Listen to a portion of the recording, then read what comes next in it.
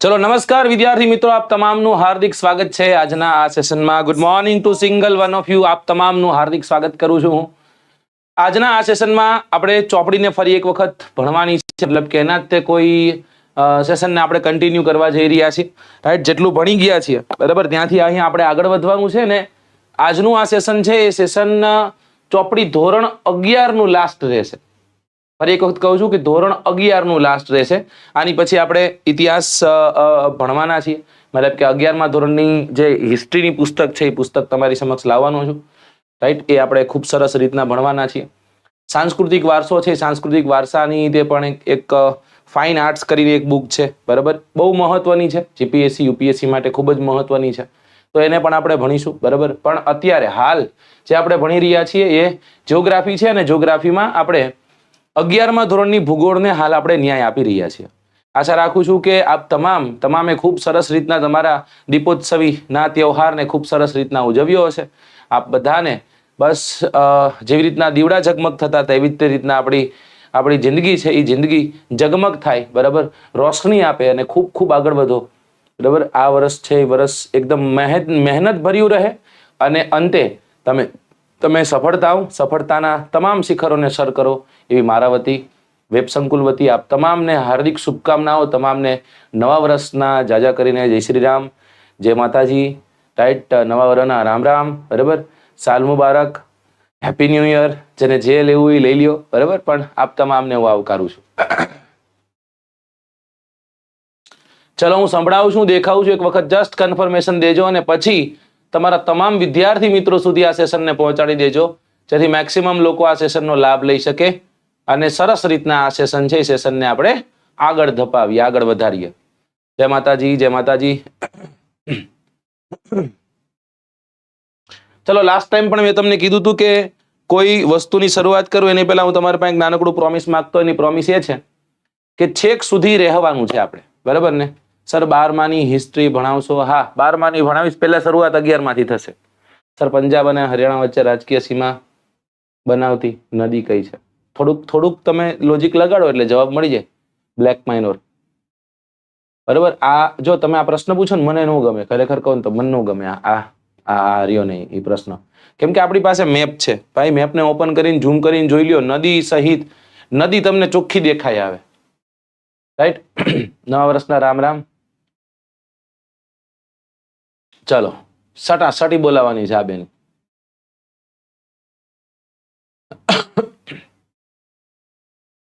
ચલો, જય માતાજી, જય માતાજી, જય શ્રી રામ. શરૂઆત કરીએ આજના સેશનની. જેવી રીતના આપ જોઈ રહ્યા છો એવી રીતના કોન્સ્ટેબલ, પીએસઆઈ, આમાં તો કોન્સ્ટેબલ અને પીએસઆઈ લખ્યું છે હો ભાઈ. હું તમને જરૂરથી કહું છું કે અત્યારે જે આપણે ભણી રહ્યા છીએ ને તમારી આવનારી જીપીએસસીમાં પણ પૂછાવા યોગ્ય બધું છે. અને આવનારી તમારી જીપીએસસી આવશે એનું જ્યારે પેપર આવશે, એનું જ્યારે સોલ્યુશન આવશે ત્યારે હું તમને 11મા ધોરણની બુકમાંથી, 11મા ધોરણની ભૂગોળમાંથી તમને બહુ બધા પ્રશ્નો બતાવીશ. બોલો હવે બોલો, સમજાય? એટલે તમારે અહીંયા ધ્યાન આપવાનું છે, તમારે ખૂબ સરસ રીતના આને સમજવાનું છે. રાઈટ સાહેબ, આજનું સેશન શું છે? જેવી રીતના મેં તમને દર્શાવ્યું એવી રીતના જ તે કે ધોરણ 11 ને હાલ આપણે ભણી રહ્યા છીએ, ધોરણ 11ના ભૂગોળને આપણે ભણી રહ્યા છીએ. પણ એક નાનકડી વિદ્યાર્થી જોગ એક નાનકડી એવી જાહેરાત છે, અને એ જાહેરાત એ છે દોસ્તો કે જીપીએસસી ની નવી ઓફલાઈન બેચ સ્ટાર્ટ થવા જઈ રહી છે. વેબ સંકુલ ખાતે જીપીએસસી ની ઓફલાઈન બેચ સ્ટાર્ટ થવા જઈ રહી છે. કેવી છે સાહેબ? આ ફાઉન્ડેશન બેચ છે. ફાઉન્ડેશન બેચનો મતલબ થાય કે એ કલમનો ક થી ચાલુ કરી બરાબર અને છેક તમારા ઇન્ટરવ્યુ સુધીની આખી જર્ની છે. એ જર્ની તમારી જીપીએસસી ની વેબ સંકુલ સાથે થાય બરાબર. એના માટે આપે સરગાસણ ચોકડી ખાતે વેબ સંકુલના જે ઓફલાઈન વર્ગો છે, ઓફલાઈન વર્ગોની તમારે મુલાકાત લેવાની છે. સવારનો સમય 8 થી લઈ અને 12 એટલે કે રોજ 4 કલાકનું તમને ત્યાં અધ્યયન કરાવવામાં આવશે. ગુજરાતના ખ્યાતનામ ફેકલ્ટીઓ દ્વારા વેબ સંકુલના જે વિદ્યાર્થીનો ખૂબ બધો વિશ્વાસ છે એવા ફેકલ્ટીઓ દ્વારા તમને જીપીએસસીની તૈયારી કરાવવામાં આવશે. જો તમે ઈચ્છુક છો, જો તમે જીપીએસસી બેચમાં જોડાવા માંગો છો તો તમે વેબ સંકુલ ઓફિશિયલનો કોન્ટેક્ટ કરી શકો છો. રાઈટ, આના માટે તમને નીચે જે લિંક આપી છે બરાબર, વોટ્સઅપ ચેનલ છે એમાંથી તમે ડિટેલમાંથી કાઢી શકો, ટેલિગ્રામ ચેનલમાંથી ડિટેલમાંથી તમે નંબર કાઢી શકો છો. સમજાય છે? તો mains, prelims plus mains plus ઇન્ટરવ્યુની એક બેચ છે બરાબર, લિમિટેડ સીટ્સ છે અને સ્ટાર્ટ થાય છે 11મી તારીખથી. 11મી તારીખથી આપણે આના શુભારંભ કરીએ છીએ. બેચનો ટાઈમિંગ તમે જોઈ શકો છો, 8 થી લઈ અને 12 નો છે. કેટલો? 8 થી લઈ અને 12 નો. ચલો તૈયાર? ચલો, જય માતાજી. ઓકે, શરૂઆત કરીએ. આજનું આ સેશન જોશો, આજનું આ તમે કદાચ અહીંયા તમે ચેપ્ટર જોશો એટલે આ ચેપ્ટર તમને 1000% સ્કીપ કરવાનું મન થાય.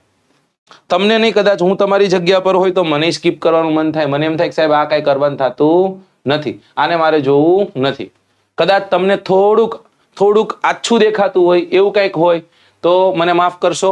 બરાબર, આગળ જેમ જેમ જતા જઈએ એમ થોડી ઘણી ક્વોલિટી વધતી જાય છે. બરાબર, આમાંથી PDF માંથી આપણે એનો સ્ક્રીનશોટ ખેંચી અને સેટ કર્યું એટલે સેજ. પણ તમારા માટે એક વ્યક્તિ છે જે ઓડિયલ ફોર્મમાં તમને બધું સમજાવવાનો છે. આજનું આ સેશન કાંઈ નથી, ખૂણામાં બેસી જવાનું છે. 1 કલાક 1.5 કલાક જે ચાલે તમારે નકશાને જાણવાનું છે. કેને જાણવાનું છે? નકશાને જાણવાનું છે. હા, જેમ કે મિરલ આહિર કહે છે પ્રોપર બતાતું નથી. હું બોલું છું ને, હું બોલવાનું છે, હું બોલવાનો છું. હા, જો હવે એ ભાઈ પ્રશ્નમાં એવા કહું, ઘાઘર નદીનું પ્રાચીન નામ સરસ્વતી છે. સમજાય? હવે અત્યારે આવું કરે, સમજો. હા ભાઈ, સરસ્વતી છે. ચલો અહીંયા આવી જાઓ. રેલવે માટે નહીં, સગપણ માટે કામ લાગશે ભાવેશભાઈ. ચલો, નકશો, તેનો અર્થ અને તેના પ્રકારની આપણે વાત કરીએ. હું વાંચવાનું છે ને વિદ્યાર્થી મિત્રો. તમે જાણો છો કે ઘણા વિદેશી સહેલાણીઓ છે એ આપણા દેશમાં જુદા જુદા પ્રવાસન સ્થળોથી મુલાકાત લે છે. મતલબ કે સેમ નામનો કોઈ વ્યક્તિ આવ્યો, આપણને એમ થાય કે આ કઈ રીતના આવી ગયો. રાઈટ? તેઓ પ્રવાસન સ્થળો છે એ પ્રવાસન સ્થળોના ભૌગોલિક વિસ્તારથી અજાણ્યા હોવા છતાં સ્વયં નિર્ધારિત સ્થળો સુધી ખૂબ જ સરળતાથી તે પહોંચી જાય છે. જેમ કે તમે કોઈ જગ્યા પર જાઓ, ફોર એક્ઝામ્પલ તમે હિમાચલ પ્રદેશ પહેલી વાર ફરવા માટે જાઓ. હિમાચલ પ્રદેશ તમારી તો પહેલી ટૂર છે કે નહીં? હા સાહેબ, તમારી તો પહેલી ટૂર છે. અને છતાં પણ તમે હિમાચલ પ્રદેશ કેમ એક્યુરેસી સાથે પહોંચી જાઓ છો? તમને તો ખબર જ નથી હિમાચલ પ્રદેશનો રસ્તો શું હતો, ક્યાંથી જવાનું હતું. બરાબર, તમે પહોંચી જાઓ છો કે નહીં? ઓકે સાહેબ, પહોંચી જઈએ છીએ. તેનું કારણ શું છે? તેનું માત્ર કારણ જો જોઈએ તો એટલું જ છે કે તેઓની પાસે પ્રવાસન સ્થળોનો નકશો કે નકશાવાચક દ્વારા તેઓને પોતાનો પ્રવાસનો હેતુ પાર પાડી શકે છે. મતલબ કે નકશાના માધ્યમથી તે એક જગ્યાથી બીજી જગ્યાએ જઈ શકે છે. સાહેબ, આનો તો અત્યારે આપણે જે ઉપયોગ કરીએ છીએ, આનો જે આપણે ઉપયોગ કરીએ છીએ એવો આપણે ક્યાંય નહીં કરતા હોય. રાઈટ? ખાસ કરીને આપણે ગૂગલ મેપનો ઉપયોગ જેટલો કરીએ છીએ એટલો કોઈ નહીં કરતું હોય. બરાબર ને? તમે સ્વિગી કરો સાહેબ, તમે ઝોમેટો કરો, જે કરો એ. અને સ્વિગી અને ઝોમેટોમાં શું છે પાછો? ભાઈ, મથુરભાઈ તમારું પાર્સલ લઈને નીકળી ગયા, મથુરભાઈ આ ખૂણે પહોંચ્યા. મથુરભાઈ આવી રીતના આમ પોતાનું બાઇક ચલાવતા હોય ને એવું દેખાડે. સમજો દુનિયા ક્યાં પહોંચી છે. અને આ બધું પોસિબલ ક્યારે થઈ શક્યું છે? જ્યારે આપણી પાસે મેપ છે, જ્યારે આપણી પાસે નકશાઓ છે, જ્યારે આપણી પાસે નકશા વાંચવા માટેના જે નિયમો છે એ નિયમો છે. સમજાય? એના માધ્યમથી આપણને ખબર પડે છે. ડન ને? ઓકે, હા. ચાલો ત્યાંથી આગળ જઈએ. વર્તમાનમાં પ્રવાસ ઉપરાંત બીજા અનેક પ્રકારના હેતુઓ સિદ્ધ કરવા માટે નકશાનો ખૂબ જ ઉપયોગી ઉપકરણ બની ગયા છે. આપણને ખ્યાલ છે સ્વિગી ઝોમેટોનું એક્ઝામ્પલ આપ્યું. મિત્રો આવો આપણે આ પ્રકરણ દ્વારા નકશા છે, નકશા વિશેની માહિતી મેળવીએ.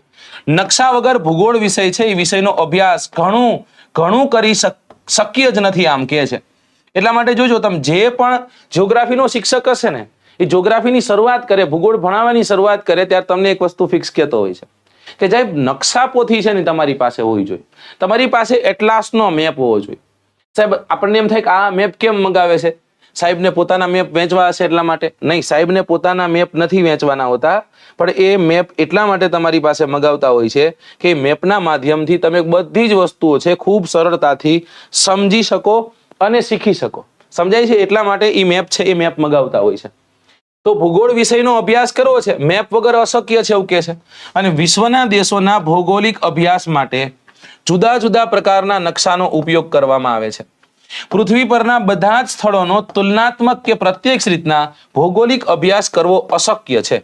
પણ નકશો એક એવું ઉપકરણ છે કે જે બધા સ્થળો વિશે સંપૂર્ણ માહિતી પૂરી પાડે છે. એટલે જ તે ભૂગોળના અભ્યાસીઓ માટે નકશો છે એ નકશો વિશ્વભરની સંપૂર્ણ માહિતી આપતો સર્વસંગ્રહ છે. નકશામાં પૃથ્વીની તમામ વિગતો છે એ વિગતોનું આલેખન સરળતાથી કરી શકાય છે. કુદરતી તત્વો, જો અહીંયાથી હવે પ્રશ્નોની શરૂઆત થાય. અત્યાર સુધી જે મેં તમને કીધું એ કોઈ વસ્તુ નહીં, ક્યાંય કદાચ પૂછાય નહીં. આ જાણવા માટેની બાબત છે. જો તમે જીપીએસસી ની તૈયારી કરતા હોય તો ડિસ્ક્રિપ્ટિવ ફોર્મમાં કંઈ લખવું હોય ને તો એના માટે પહેલા શું બનતું હોય છે, એના માટે એક કેચ બનતો હોય છે. એના માટે આખો એક શું કહેશું, વર્ણાત્મક શૈલી માટે એની પ્રિપરેશન છે એ થતી હોય છે. એટલે આ બધું મગજમાં ચડાવવાનું જો તમે જીપીએસસી મેઇન્સની તૈયારી કરતા હોય. સમજાય કે હા. પણ હવે મેપ વિશે મેઇન વાત કીધી આપણે કે સાહેબ કુદરતી તત્વોને આલેખિત કરે છે. તો પ્રશ્ન થાય કે સાહેબ કુદરતી તત્વોમાં નિમ્નલિખિત કયાનો સમાવેશ થાય છે કે કયાનો સમાવેશ નથી થતો, આવો પ્રશ્ન પૂછે. પર્વતો, નદી, મેદાન, ઉચ્ચ પ્રદેશ, સરોવરો, વનસ્પતિ અને સમુદ્ર. આ બધા કેમાં આવશે? આ બધા જેટલા મેં તમને કીધા બધા જ આપણને જોવા મળશે કુદરતી તત્વોમાં. કેવા તત્વોમાં? કુદરતી તત્વોમાં. જ્યારે સાંસ્કૃતિક તત્વોની વાત કરવામાં આવે, વસાહતો, પરિવહન, માર્ગો, ઉદ્યોગો, ખેતી, સિંચાઈ અને દૂરસંચારની સુવિધાઓ છે એ કેમાં આવશે? સાંસ્કૃતિક તત્વોમાં આવશે. નકશાના મુખ્ય તત્વો જે આપણે જોયા એ કયા જોયા? એક જોયો આપણે કુદરતી અને એક આપણે જોયો સંસ્કૃતિ. કુદરતી એટલે શું સાહેબ? તો કે કુદરતી એટલે કુદરત દ્વારા જે આપેલી બક્ષિસ છે તે. અને સંસ્કૃતિનો મતલબ શું થાય? તો કે સાંસ્કૃતિક રીતના, મતલબ કે મનુષ્યએ કુદરતી તત્વોનો ઉપયોગ કરી, કુદરતી વસ્તુનો ઉપયોગ કરી અને એમાં કોઈ ચેન્જીસ કર્યા છે, એમાં કોઈ પોઝિટિવ ફેરફાર કર્યા છે, અને આપણે શું કહેશું? એને આપણે કહેશું સાંસ્કૃતિક. શું કહેશું? સંસ્કૃતિ. ચલો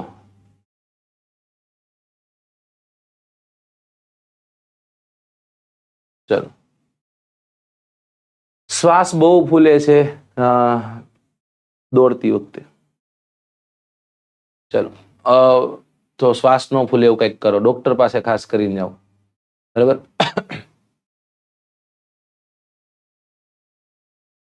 ચલો બરાબર, ડોક્ટર પાસે જઈ આવવાનું ભાઈ.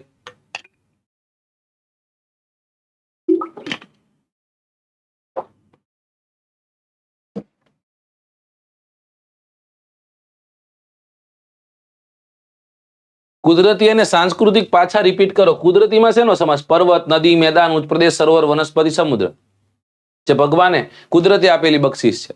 રાઈટ. જ્યારે સંસ્કૃતિનો મતલબ શું થાય? વસાહતો, પરિવહન, માર્ગો, ઉદ્યોગો, ખેતી, સિંચાઈ, દૂરસંચારની સુવિધાઓ વગેરે.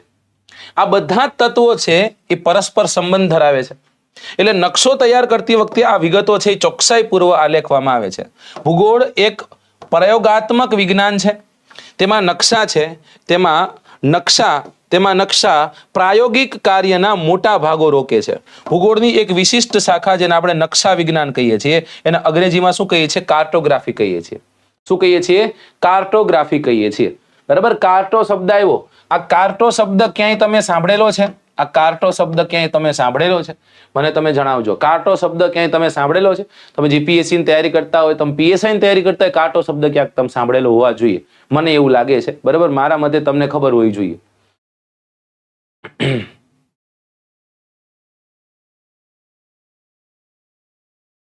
થેન્ક યુ જિગ્નેશભાઈ, થેન્ક યુ સો મચ. નકશા નિર્માણ અંગેના તલસ્પર્શી અભ્યાસ કરાવે છે. નકશો પ્રવાસીઓ ઉપરાંત સૈનિકો છે, વ્યાપારીઓ છે, પરિવહન ચાલકો છે, ત્યારબાદ છે ઔદ્યોગિક એકમો સ્થાપવા તેમજ સામાન્ય વ્યક્તિને પણ માર્ગદર્શન આપે છે. આ માટે નકશાની ભાષા અને લિપિ આપણે જાણવી જરૂરી છે. રાઈટ. દેવરાજસિંહ કહે છે નો. બરાબર. પિનલ કહે છે નો. ધારા કહે છે નો. નથી. ના ના ના તમે કહો છો. દોસ્તો તમે આ શબ્દ ક્યાંક સાંભળ્યો હશે, કાર્ટા સેટ. આ શબ્દ ક્યાંક તમે સાંભળેલો હોવો જોઈએ. કાર્ટા સેટ. કાર્ટા સેટ શબ્દ તમે ક્યાંક સાંભળ્યો હશે. આમ થવું જોઈએ મારા ખ્યાલથી.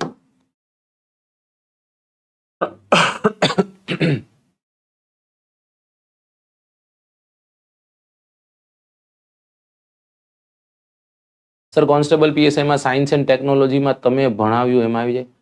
જયેશભાઈ મેં સાયન્સ એન્ડ ટેકનોલોજીને ક્યારે ભણાવ્યું તમને?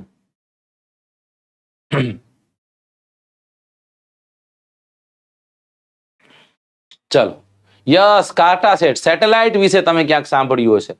બરાબર ને? ક્યારેક તમે આ સેટેલાઇટ વિશે સાંભળ્યું હશે.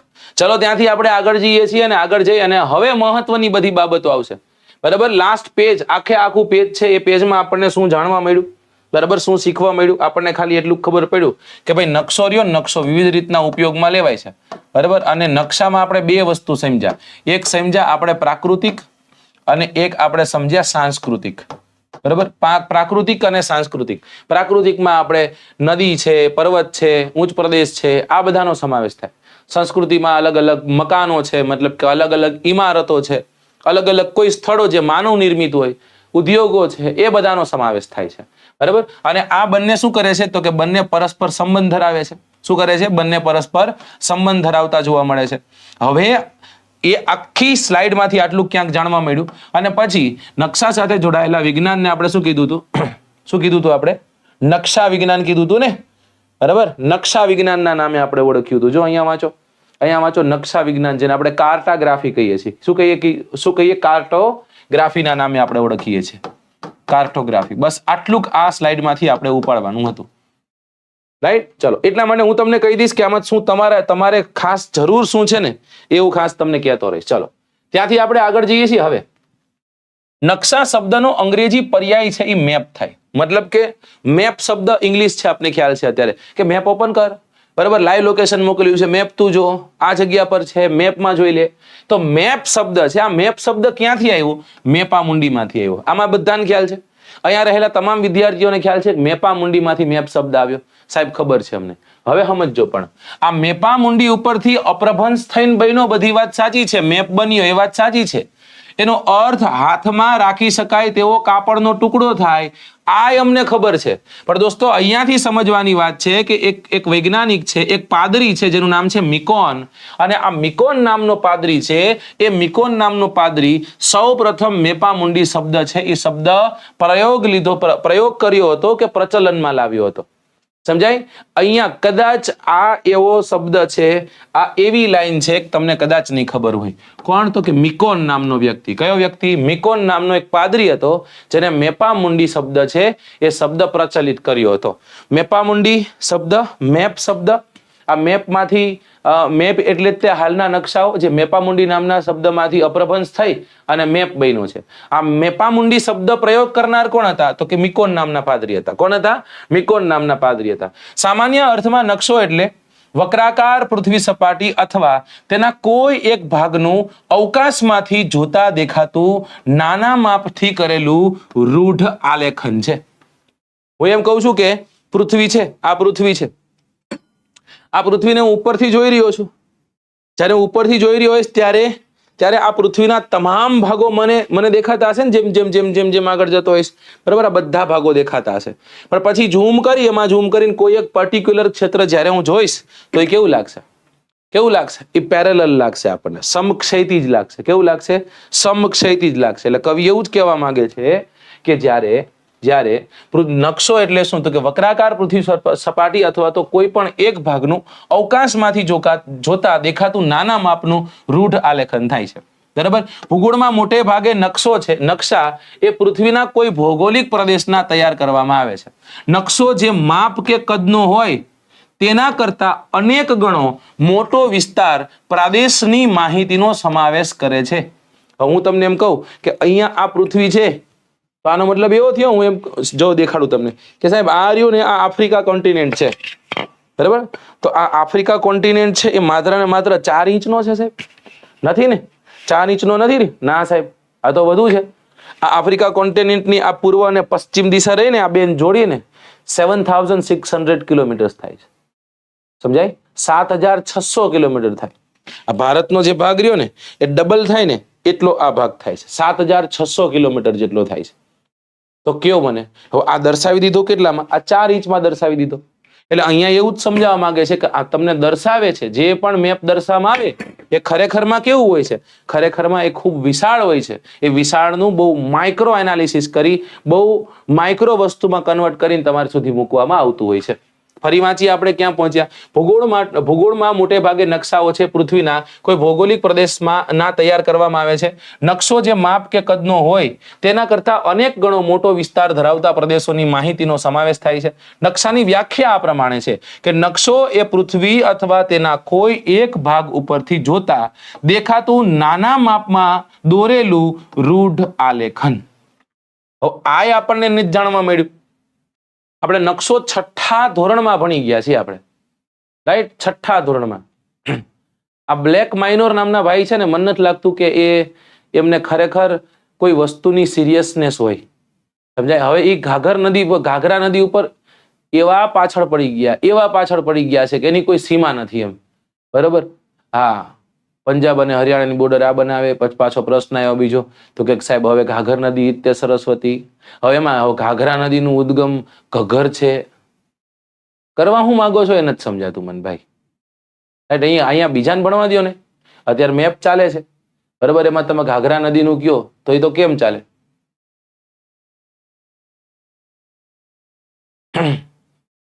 કે પછી બ્લોક કરી દઉં? તમે મને કહેજો.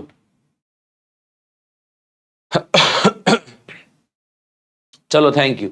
આ ઘણા બધા લોકોનું બગડે યાર, એવું ન કરાય. ઘણા બધા લોકોનું બગડે. 9 વર્ષ છે, 9 વર્ષનો પહેલો લેક્ચર છે.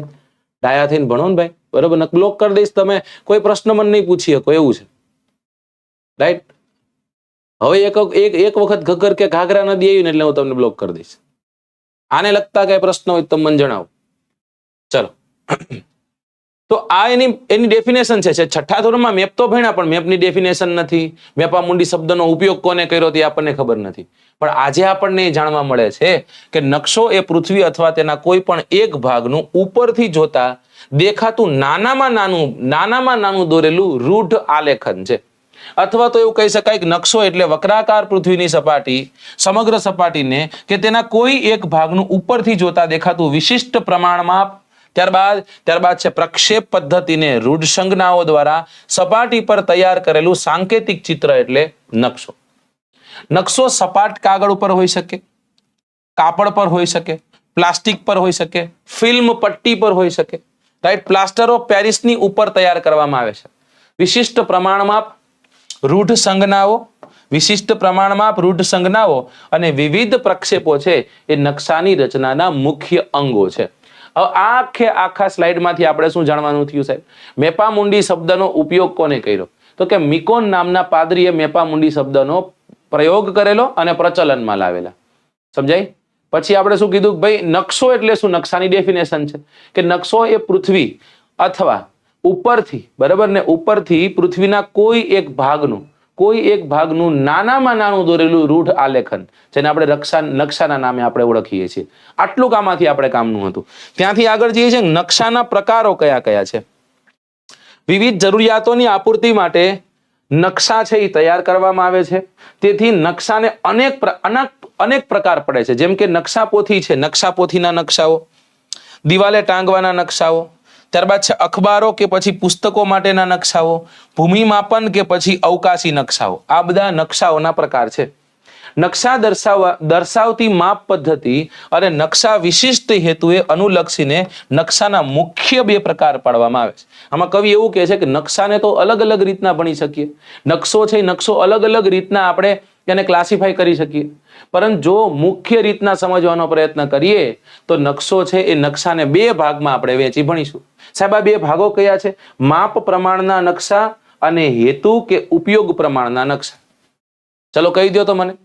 માપ પ્રમાણના નકશા અને ઉપયોગ કે હેતુ પ્રમાણના નકશા, રાઈટ? હા, માપ પ્રમાણના નકશા, માપ પ્રમાણેના નકશા અને ઉપયોગ કે હેતુ પ્રમાણેના નકશા. કોઈ માપ પ્રમાણે હોય એક્ઝેક્ટ અને કોઈ ઉપયોગ પ્રમાણે કર્યું હોય, રાઈટ? તો એને આપણે શું કહીએ? આપણે કહીએ છીએ નકશો, બરાબર? આ નકશાના મુખ્ય 2 પ્રકારો છે. આ બંને પ્રકારો છે ને આપણે જોવા છે. ચલો વારા સમજવાનો પ્રયત્ન કરશું. બધાનું ધ્યાન છે એ ધ્યાન અહીંયા હોવું જોઈએ. અત્યાર સુધી કાંઈ ન સમજાણું હોય તો જણાવો.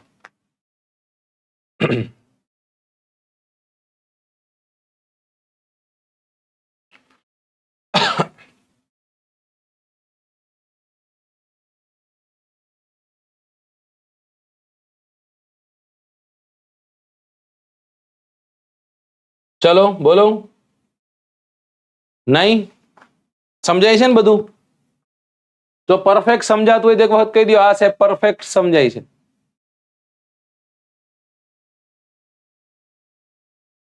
હું લખી બતાવું, હું તમને સંભળાવી બતાવું છું જે લખ્યું છે. નકશાના મુખ્ય બે પ્રકાર છે. એક કયું છે તો કે પ્રમાણ માપના આધારે. કેના આધારે? પ્રમાણ માપના આધારે. અને બીજું શું છે? હેતુ આધારિત. કેવા?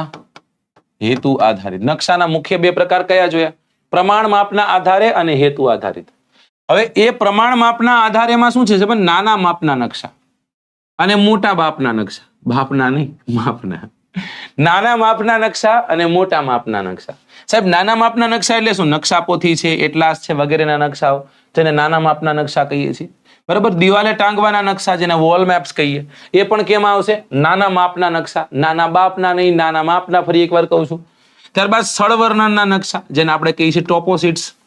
પછી જમીન માલિકીના નકશા જેને આપણે કહીએ છીએ કાડાસ્ટ્રાલ શીટ્સ મેપ્સ. બરાબર. અને એક છે સર્વેક્ષણ નકશા જેને સર્વે મેપના નામે પણ ઓળખીએ છીએ. ફરી એક વખત નકશાના બે પ્રકાર જોયા. કયા? પ્રમાણ માપના આધારે નકશા અને હેતુ આધારિત નકશા. કેવા? હેતુ આધારિત. પ્રમાણ માપના આધારે જોયા નાના માપના, મોટા માપના. નાના માપના કહીએ તો નકશાપોથી અને એટલાસના નકશા અને દિવાલે ટાંગવાના નકશા. જ્યારે મોટા માપના નકશાઓની વાત કરીએ તો સ્થળ વર્ણનના નકશા છે, જમીન માલિકીના નકશા છે અને સર્વેક્ષણના નકશાઓ છે. બરાબર. હવે હેતુ આધારિત જો જોઈએ ને તો હેતુ આધારિત છે એક છે એને આપણે કહીએ છીએ પ્રાકૃતિક નકશાઓ અને એકને આપણે કહીએ છીએ સાંસ્કૃતિક નકશાઓ. હવે પ્રાકૃતિક નકશામાં શેનો સમાવેશ થશે? ભૂપૃષ્ઠનો સમાવેશ થશે. યાદ કરો, મેં આવી રીતના આમ ભારત બતાવી અને પછી તમને ભારતની અલગ અલગ સ્થળાકૃતિઓ મેં તમને સમજાવી હતી. ભારતમાં અહીંયા વિંધ્યાચલ છે, અહીંયા આવી રીતના હિમાલય છે, અહીંયા આવી રીતના ઉત્તર ભારતના વિશાળ મેદાનો છે, અહીંયા કિનારાના મેદાનો આવેલા છે. બરાબર. અહીંયા ભારતના ટાપુઓનો સમૂહ આવેલો છે. આને આપણે શું કહીશું? ભૂપૃષ્ઠ આધારિત. પછી ભૂસ્તર આધારિત છે જેને ભૂસ્તરીય નકશાઓ કહીએ. હવામાન અને આબોહવાના નકશાઓ છે. રાઈટ. જે દર મહિને નહીં, આ હવામાન રહ્યું ને, હવામાન એના તો એક દિવસમાં 2 વખત નકશાઓ તૈયાર થાય છે. એનું માપન છે, માપન આપણી સુધી પહોંચતું હોય. એનો ડેટા છે, ડેટા આપણી સુધી પહોંચતો જોવા મળે. પછી જમીનના નકશાઓ છે, કુદરતી સંપત્તિના નકશાઓ છે. આ જમીનના નકશા તમે જોયું હશે, કોકનું ખેતર આમ હોય, કોકનું ખેતર આમ હોય. બરાબર. એ આખા પ્લોટના નકશાઓ હોય, એના નકશાઓ. કુદરતી સંપત્તિના નકશાઓ છે, જંગલ સંપત્તિની વાત જોઈએ, વનસ્પતિના નકશાઓ છે. પછી વન્ય પ્રાણી સંપત્તિના નકશાઓ તૈયાર થાય. એટલે સાહેબ કેમ ઉપરથી આવી રીતના આમ સેટેલાઇટ થી ફોટો પડે ને આમ દીપડો હાલતો જોવા મળે એવો? ના, એવો નહીં. તો હું એમ કહું કે ભાઈ આ મધ્યપ્રદેશ છે, મધ્યપ્રદેશ મેં દોર્યો હોય. બરાબર. આપણે મધ્યપ્રદેશમાં આવી રીતના આમ કરીને તમને નહીં ખબર પડે આ શું છે. આ વાઘ છે, આ વાઘ દર્શાવ્યો. મતલબ એનો એવો થાય કે મધ્યપ્રદેશમાં સૌથી વધુ વાઘ છે. શું છે? સૌથી વધુ વાઘ છે. આપણે પહેલાના સમય દરમિયાન થતું. હવે છોકરાઓ કેમ એવા થઈ ગયા એ નથી સમજાતું. પહેલા તો છે ને 10, 12, 15, 20 જેટલા મેપ રાખતા છોકરાઓ. પછી મેપમાં છે ને બધું પૂરતા. ધારો કે અભયારણ્ય છે તો એ મેપમાં પૂરતા, મેપમાં બધા અભયારણ્ય લખતા. એ જ મેપ છે, એ જ મેપમાં વસ્તી ગીતતા અલગ કેટલો બધો ડેટા છે, બધો ડેટા એ મેપમાં લખી શકતા. આજે નથી લખતા. રાઈટ. તો એ વન્ય પ્રાણીઓના નકશાઓ છે. પછી જલીય ક્ષેત્રના નકશાઓ છે. બરાબર. અને અન્ય નકશાઓમાં તમને મજા આવે. પછી સાંસ્કૃતિકમાં કૃષિ વિષયક નકશાઓ, એગ્રીકલ્ચરલ મેપ્સ જેને કહીએ. ઔદ્યોગિક નકશાઓ આપણે કહીએ છીએ, ઔદ્યોગિકરણ ક્યાં થયેલું છે. બરાબર. એના આપણને શું કહેશું, એના ક્લસ્ટર્સ કઈ જગ્યા પર છે એ દર્શાવે. પરિવહનના નકશાઓ છે. આ ક્યાંક તમે જોયું હશે, આવી રીતના આમાં કરીને જતું હોય તો આપણને ખબર પડી ગઈ કે અહીંથી તો ટ્રેન જાય છે. શું જાય છે? અહીંથી તો ટ્રેન જાય છે. બરાબર. પછી મેઇન હાઈવે છે તો એને અલગ રીતના દર્શાવવામાં આવતો હોય છે. સ્ટેટ હાઈવે છે તો એને અલગ રીતના દર્શાવવામાં આવતો હોય છે. તે પછી વસ્તી વિષયક નકશાઓ પણ રહેતા હોય છે. બરાબર. ભારત છે, ભારતમાં આમ દીધું હોય કે વસ્તી ગીચતા. બરાબર. પછી અહીંયા કલર આપ્યો હોય રેડ, પછી થોડોક આછો રેડ એવી રીતના આમ જતા સાવ સફેદ જેવો થઈ જાય. મતલબ કે આ સૌથી ઓછી વસ્તી ગીચતા, સૌથી વધુ. દિલ્હી હોય એકદમ લાલ ચકાડું પારેલું હોય તો આપણને ખબર પડી જાય કે ઓકે ડન. અહીંયા જે વાત કરી રહ્યા છે કેની વાત કરી રહ્યા છે તો કે વસ્તીની વાત કરી રહ્યા છે, વસ્તી ગીચતાની વાત કરી રહ્યા. કઈ જગ્યા પર વસ્તી ગીચતા છે. રાઈટ. ખૂબ સરસ. ચાલો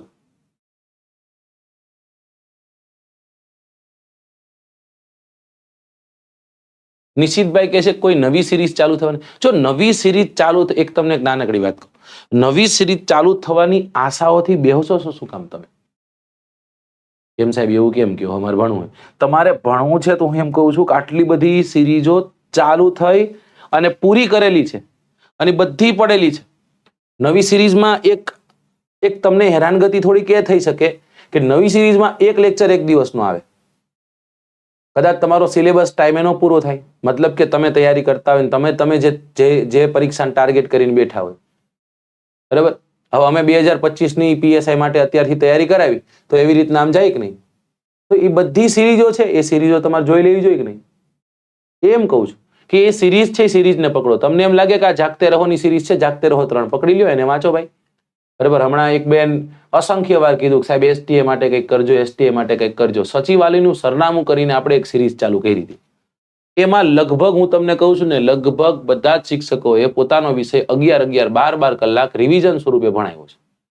તો એ જોઈ લેવો જોઈએ, કેમ કે ફટાફટ થતો, બરાબર, અને બહુ ઓછા સમયમાં વધુ મહત્વતા ધરાવતા જે વિષયાંગો છે એને શિક્ષકે કવર કરીને તમારી સામે મૂક્યા હોય તો એને જોવે, નહીં કે હવે નવી સિરીઝની રાહ જોવે. હા, નવી સિરીઝ આવે ને એમાં જોડાઈ જાઓ, બેસ્ટ છે, સારામાં સારું છે. પણ હું એમ કહું છું કે તમારી પાસે છે તો પછી શું કામ એવું કરો છે, બરાબર? હા, બધાના છે ગૌતમભાઈ, બધાના છે. ચલો, આંખોમાં ઊંઘ દેખાય છે? નહીં કિશનભાઈ, બહુ મસ્ત એવી નીંદર કરી લીધી છે.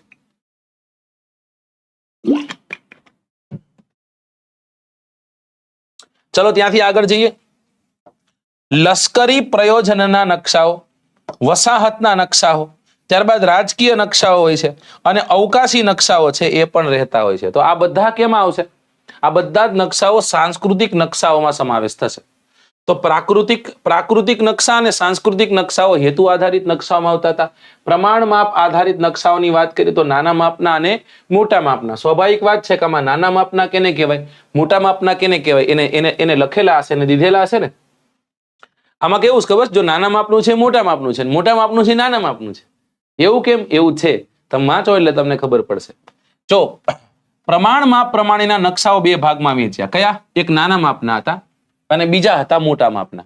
જો આપણી પાસે 2 નકશા હોય અને એમાં એક નકશાનું પ્રમાણ છે એ 1 સેન્ટીમીટરે 50 કિલોમીટર જેટલું હોય. 1 સેન્ટીમીટરે કેટલું? 50 કિલોમીટર જેટલું હોય. ઓકે. અને બીજું એક નકશો છે, એ નકશાનું પ્રમાણ જોજો કેટલું છે, 1 સેન્ટીમીટરે 100 કિલોમીટર જેટલું. કેટલું? 1 સેન્ટીમીટરે 100 કિલોમીટર જેટલું. એટલે તમારા મતે આમાંથી મોટા માપનો નકશો કયો અને નાના માપનો નકશો કયો? જોયા વગર.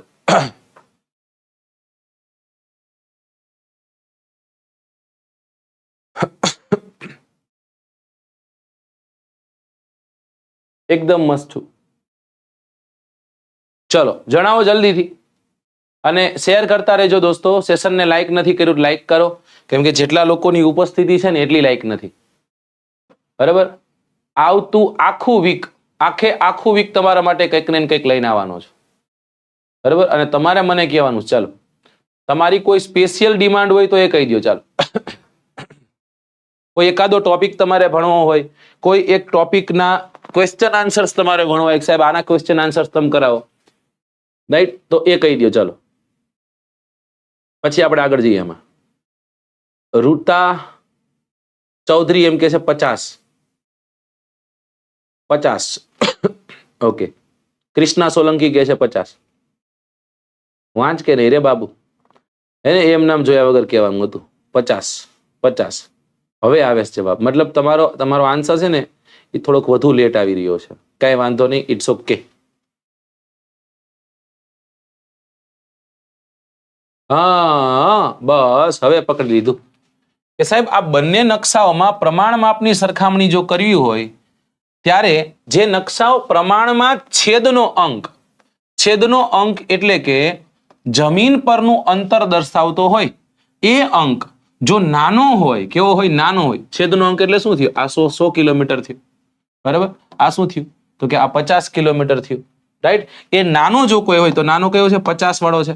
તો એ જો એનો છેદનો અંશ નાનો હોય તો એ મોટા માપનો નકશો કહેવાય. કેવો નકશો કહેવાય? મોટા માપનો. અને જેમાં મોટો અંક હોય તેને નાના માપનો નકશો કહેવાય. મતલબ કે જો 1 સેન્ટીમીટરે 100 કિલોમીટર દર્શાવી રહ્યો છે કોઈ નકશો, અને 1 સેન્ટીમીટરે 50 કિલોમીટર કોઈ દર્શાવી રહ્યો છે કોઈ નકશો, તો આ નકશાને કહેશું મોટા માપનો નકશો અને આને આપણે કહેશું નાના માપનો નકશો. મોટા માપનો નકશો અને નાના માપનો નકશો. સમજાય છે કે નથી સમજાતું ભાઈ?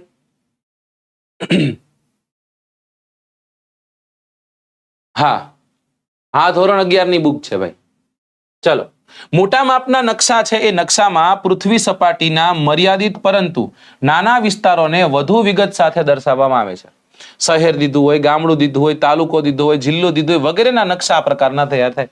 હું એમ કહું છું કે તમારું ગામ છે ને, ગામ, બરાબર, આ ગામનો નકશો તૈયાર કરવો છે, તો આ ગામનો નકશો ક્યાંથી તૈયાર થશે ભાઈ?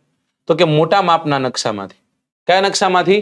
મોટા માપના નકશામાંથી તૈયાર થશે.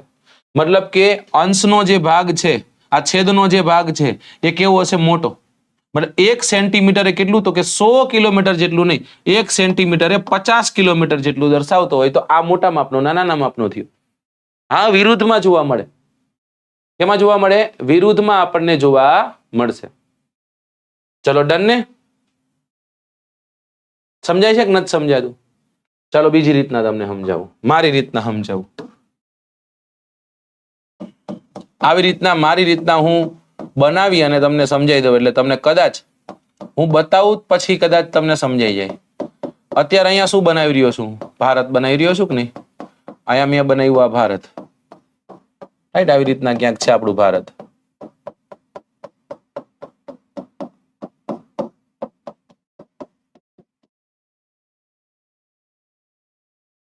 આ શું છે? આપણું ભારત છે, બરાબર. અને અહીંયા મેં બતાવ્યું શું? અહીંયા મેં બતાવ્યું ગુજરાત.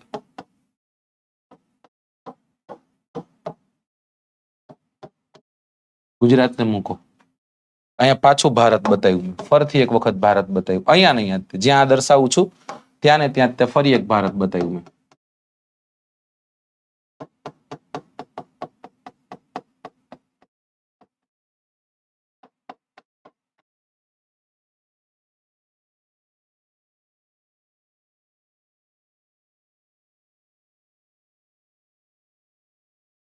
સમજી લેજો આ ભારત છે.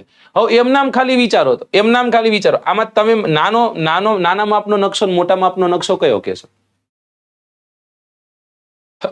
નાના માપનો નકશો, મોટા માપનો નકશો કયો કહેશો આમાંથી જોઈને? અરુણાચલ પ્રદેશ ક્ષેત્ર છે તો અહીંયા મોટું છે કે અહીંયા મોટું છે? અહીંયા મોટું છે. મતલબ શું હશે કે અહીંયા 1 કિલોમીટર છે, 1 કિલોમીટર 1 સેન્ટીમીટરે 50 કિલોમીટરનું અંતર બતાવ્યું છે. 50 50 50 એટલે મોટો દેખાય છે.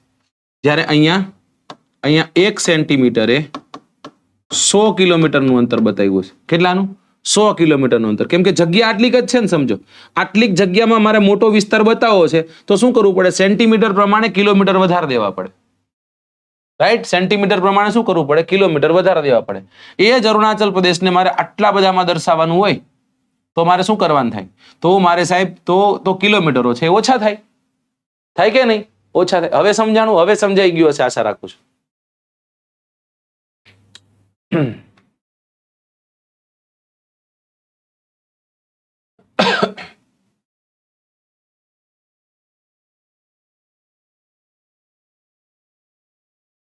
ચલો, ઓકે, ડન. હા, બસ. ચલો ત્યારે આગળ જઈએ. નાના માપના નકશામાં પૃથ્વીનો વિશાળ વિસ્તાર છે એ દર્શાવવામાં આવે છે. જુદા જુદા દેશો કે પછી ભૂમિખંડના નકશાઓ આ પ્રકારના તૈયાર થાય છે. નકશાપોથીના નકશાઓ છે, કેમ કે નકશાપોથીનો નકશો જ્યારે આખો વિશ્વનો બતાવવામાં આવે, ઉત્તર અમેરિકા આખું બતાવવામાં આવે તો આ રીતના તૈયાર થાય, બરાબર. ભીતે ટીંગાડવાના નકશાઓ જે રહેતા હોય છે એ આ પ્રકારના રહેતા હોય છે. બીજું છે હેતુ આધારિત નકશા. આ પ્રકારના નકશાઓ છે જરૂરિયાત પ્રમાણે વિગતોના આધારે તૈયાર કરવામાં આવે છે. હેતુ કે ઉપયોગના આધારે તૈયાર થતા નકશાને તેમાં દર્શાવાતી પ્રાકૃતિક અને સાંસ્કૃતિક બાબતને આધારે 2 ભાગમાં વર્ગીકૃત કરવામાં આવે છે. એકને કહીએ છીએ પ્રાકૃતિક નકશાઓ, બીજાને આપણે કહીએ છીએ સાંસ્કૃતિક નકશાઓ. કયા? પ્રાકૃતિક અને સાંસ્કૃતિક. હવે વાત કરીએ એમાં આપણે પ્રાકૃતિક નકશાની, કે કુદરતી કે પ્રાકૃતિક તત્વોને દર્શાવતા નકશાઓ છે એને પ્રાકૃતિક નકશાઓ કહે છે. ભૂગોળમાં આ પ્રકારના નકશાઓ વિશિષ્ટ મહત્વતા ધરાવતા હોય છે. દીધેલું છે ભૂપૃષ્ઠના નકશાઓ આપણે ભણ્યા ક્યાંક, કે પ્રદેશ, ઉચ્ચ પ્રદેશ, મેદાનો, જળ પરિવાહ એ દર્શાવવું હોય તો. પછી હવામાનના નકશાઓ જેને આપણે વિધર મેપ્સ કહીએ, બરાબર. હવામાનના તત્વો દીધા હોય, તાપમાન, પવનો, વાતાવરણનું દબાણ, આર્દ્રતા વગેરે દર્શાવતા નકશાઓ છે તે. આબોહવાકીય નકશાઓ જેને આપણે ક્લાઇમેટિક મેપ કહીએ, એમાં આબોહવાના તત્વો દીધા હોય, તાપમાન, વરસાદ, પવન, બરાબર. ત્યારબાદ છે વાતાવરણનું દબાણ, લાંબા ગાળાની જે સ્થિતિઓ છે તે માસિક દે, ત્રિમાસિક આપે, વાર્ષિક આપે, એવી રીતના સ્થિતિઓ દર્શાવવામાં આવતી હોય. કે આ મેપ તૈયાર કર્યો છે, 1 વર્ષનો મેપ એવરેજ બધું જોઈ અને તૈયાર કરેલો છે. જમીનના નકશાઓની વાત કરીએ તો તેમાં જમીનની લાક્ષણિકતાઓ, જમીનના પ્રકાર યાદ કરો. આપણે ક્યાંક ભણ્યા હોય તો આવી રીતના મેં તમને દીધું હોય તો red soil, this is red soil, આ રેડ સોઇલ છે. એની વચ્ચે ક્યાંક અહીંયા આપણને બ્લેક સોઇલ જોવા મળી. પછી અહીંયા તો કે અહીંયા આપણને જોવા મળી કાપની જમીન. તેનો ઉપયોગ જમીનનું વિતરણ વગેરે દર્શાવે. વન્ય પ્રાણીઓના નકશાવા, વાઇલ્ડ લાઈફ મેપ કહીએ જેને, તેમાં રાષ્ટ્રીય ઉદ્યાનો હોય, અભયારણ્યો હોય વગેરેને દર્શાવવામાં આવતા હોય છે. આ ઉપરાંત ખનિજોના, વનસ્પતિના, ઘાસના મેદાનના, જળ પરિવાહના વગેરે કુદરતી સંસાધનો દર્શાવતા, ભૂસ્તરીય શરતના, સામુદ્રિક જળ વિસ્તારો, ખગોળીય વિગતો દર્શાવતા નકશાઓને પ્રાકૃતિક નકશાના નામે આપણે ઓળખીએ છીએ. રાઈટ? ચલો, ડન ને? ત્યાંથી આગળ જઈએ. હવે જઈએ સાંસ્કૃતિક નકશાઓ. કેવા નકશાઓ? સાંસ્કૃતિક નકશાઓ. આ પ્રકારના નકશાઓ છે એ માનવ સર્જિત વિગતોનું આલેખન કરવામાં આવે છે. ખાસ કરીને માનવની વિવિધ આર્થિક પ્રવૃત્તિઓ છે એ આર્થિક પ્રવૃત્તિનો નિર્દેશ આ પ્રકારના નકશામાં થાય છે. જેમ કે ખેતી છે, પરિવહનના માર્ગો છે, ઔદ્યોગિક કેન્દ્રો છે, શહેરો છે, બંદરો છે. રાઈટ? તમને ભૂગોળવાળા સાહેબ જ્યારે ભારતના મહાબંદરો ભણાવે ત્યારે તમને આવી રીતના અહીંયા મેં તમને કંડલા બતાવ્યું હોય, અહીંયા મેં તમને મુંબઈ બતાવ્યું હોય, અહીંયા મેં તમને નાવા સેવા બતાવ્યું હોય, અહીંયા મેં તમને કોચીન અહીંયા મેં તમને માર્મગુઆ બતાવ્યું હોય, અહીંયા મેં તમને ન્યૂ મેંગ્લોર બતાવ્યું હોય, કોચીન બતાવ્યું હોય, પછી ચેન્નાઈ, તુતિકોરિન ને એન્નોર બતાવ્યું, વિશાખાપટ્ટનમ બતાવ્યું હોય, મેં પારાદીપ બતાવ્યું, કલકત્તા બતાવ્યું હોય. તો આ શું બની ગયા? આ શું બની ગયા દોસ્તો? બંદરો કોણ બનાવ્યા છે? બંદરો મનુષ્યએ બનાવ્યા છે ને. ભલે કુદરતી બંદરો હોય ને કુદરતી રીતના ડોક થઈ શકે, પણ એનો ઉપયોગ કરીએ છીએ ને આપણે. એને કોણ ઉપયોગ કરે છે? કૂતરા નથી કરતા ને, મનુષ્ય કરે છે. એને એ ભેંસું જાય, ભેંસ નથી કરતી ને ભાઈ. રાઈટ? ગાય નથી કરતી, આપણે કરીએ છીએ. એટલે મને મનુષ્ય નિર્મિત છે, એટલે એને સાંસ્કૃતિક નકશાઓ કહેશું આપણે. રાજકીય વિભાગો છે, પછી રાજ્યની રાજધાનીઓ છે, ગામડા, વસાહતો વગેરે વિગતોને દર્શાવવા માટે માનવ સર્જિત તત્વ આધારે આ પ્રકારના નકશાઓ, સાંસ્કૃતિક નકશા, ખેતી વિષયક નકશા, ઔદ્યોગિક નકશા, વસ્તી વિષયક નકશા વગેરે તૈયાર કરવામાં આવે છે. વર્તમાનમાં કૃત્રિમ ઉપગ્રહ દ્વારા મળેલી જે વિગતો છે એના કમ્પ્યુટરની અદ્યતન તકનીકનો ઉપયોગ કરી અને ચોકસાઈપૂર્વક સેટેલાઇટથી પણ આ પ્રકારના નકશાઓ છે એ નકશાઓ તૈયાર કરતા હોય છે. ચલો, ભરતભાઈ સોંદરવા, તમે ફરી એક વખત એની એ જ વાત કરી છે, મેં તમને કીધું જરૂરથી કહીશ, પણ એની કરતા જાગતે રહો. એની કરતા સચિવાલયનું સરનામું આપણી પાસે સિરીઝો છે એને તમારે જોઈ લેવી જોઈએ.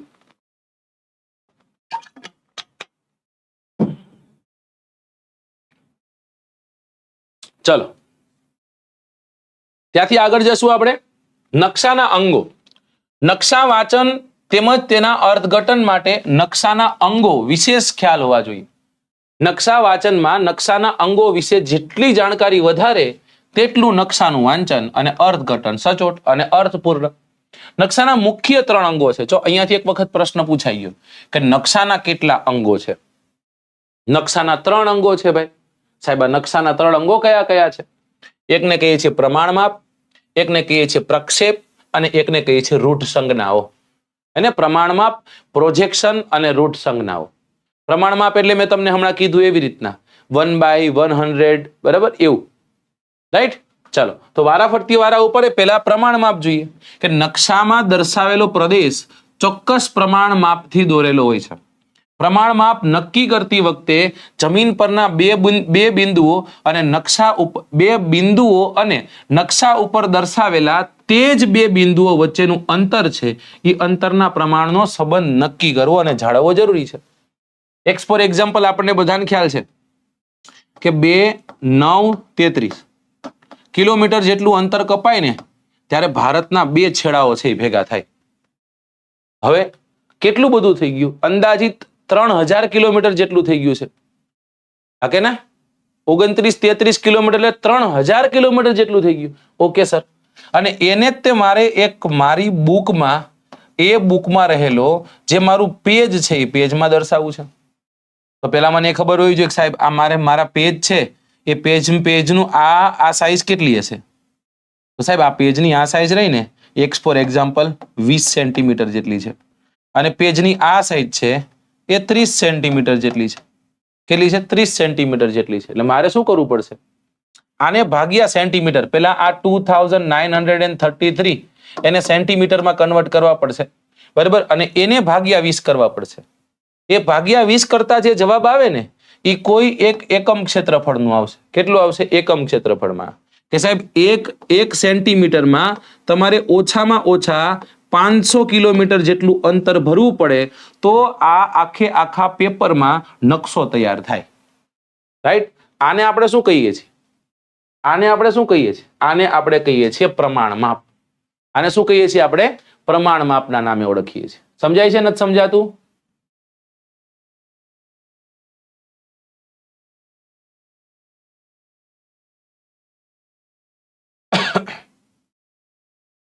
બસ ડન. ટ્રાય કરો, બસ ટ્રાય કરતા રહ્યો, આગળ વાંચતા રહ્યો, ભણતા રહ્યો, બરાબર ને? મહેનત કરવું આપણું કામ છે, બરાબર? આપણને ફળ આપવું કુદરતનું કામ છે. ત્યાંથી આગળ જઈએ. નકશામાં દર્શાવેલ પ્રદેશના કોઈ પણ 2 ચોક્કસ બિંદુઓ વચ્ચેના આંકુચિત અંતર અને જમીન પરના તે પ્રદેશના તે જ 2 બિંદુઓના સ્થળ વચ્ચેના વાસ્તવિક અંતર વચ્ચેનો જે ગુણોત્તર તૈયાર થાય એ નકશાનું પ્રમાણ કહેવાય. હવે નકશામાં પ્રમાણ માપ દર્શાવતી પદ્ધતિઓ. પ્રમાણ માપ દર્શાવવા માટે 3 પદ્ધતિઓનો ઉપયોગ થાય છે. એક છે વિધાન પદ્ધતિ અથવા તો વિધાન માપ. એક છે અંકાત્મક પદ્ધતિ અથવા તો પ્રતિનિધિક અપૂર્ણાંક અને એક છે આલેખાત્મક માપપટ્ટી અથવા તો રૈખિક માપપટ્ટી. બધું દર્શાવ્યું છે આમાં. પહેલા આપણે જોઈએ છીએ વિધાન પદ્ધતિ, જેને આપણે કહીએ છીએ સ્ટેટમેન્ટ સ્કેલ. શું કહીએ છીએ? Statement scale. જો સ્ટેટમેન્ટ સ્કેલ એટલે શું? તો કે પ્રમાણ માપ દર્શાવવાની આ સૌથી સરળ પદ્ધતિ, સાદી પદ્ધતિ છે. તેથી સામાન્ય માણસ પણ સમજી શકે એવી છે. કાંઈ નથી કરવાનું, જમીન પરના 2 સ્થળો વચ્ચેનું જે અંતર છે એની ગણતરી કરી લેવાનું. ઓકે. અને આ પદ્ધતિમાં પ્રમાણ માપની વિગતો છે એ શબ્દ દ્વારા કે વિધાન સ્વરૂપે દર્શાવાય છે, બરાબર? માપના એકમ સૂચક ચિહ્ન કે પ્રમાણ સૂચક ચિહ્નો છે એનો ઉપયોગ થતો નથી. આ પદ્ધતિમાં 1 સેન્ટીમીટર પછી આવી રીતના કરી અને 10 કિલોમીટર એમ લખાતું હોય છે. અને આને શું કહેશું આપણે? આને આપણે શું કહેશું? આ શું છે? આ શું છે? ગુજરાતી ભાષામાં નહીં, અને મેથ્સની ભાષામાં આપણે શું કહીએ છીએ? 1/10. ઓકે ને? બરાબર? એટલે 10 કિલોમીટર એવી રીતના લખાતું હોય છે. આ પદ્ધતિમાં વિધાન લેવામાં આવતું હોવાથી આ પદ્ધતિમાં 12 વાગ્યા સુધી ભણ્યા હોય તો આવો.